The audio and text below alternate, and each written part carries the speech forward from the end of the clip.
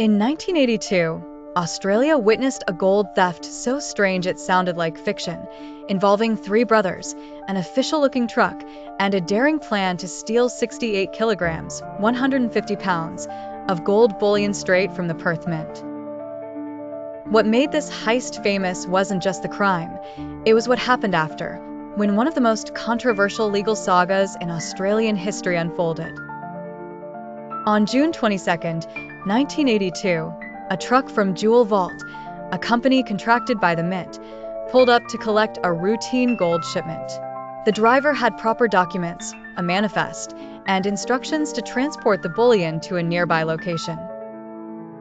The Mint staff loaded 3 crates of gold bars into the truck without hesitation. The vehicle drove away and was never seen again. But here's the twist. It wasn't Jewel Vault's truck. The vehicle was a fake. The men running the operation were Peter, Ray, and Brian Mickelberg, 3 brothers from Western Australia who allegedly forged the documents, rented the truck, and executed the entire plan with military precision. The gold, worth around 700,000 Australian dollars at the time, equivalent to millions today, vanished without a trace. Authorities were baffled.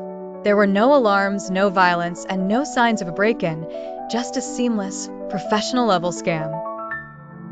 The Mickelberg brothers were soon arrested and charged based on confessions, which they claimed had been fabricated by police under duress. They were convicted and sentenced to long prison terms.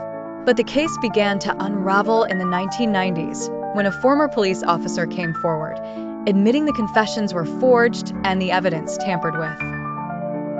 In 2004, over 2 decades later, the convictions were finally quashed and the brothers were formally exonerated.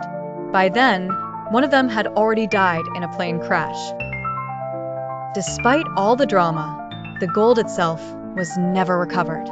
Some believe it was melted and sold, others say it's buried somewhere in the outback. The Perth Mint swindle is one of Australia's most notorious unsolved heists, not just because of the theft itself, but because of the massive miscarriage of justice that followed. It's a tale of bold crime, institutional failure, and a decades-long fight to clear names, and it continues to captivate Australians to this day.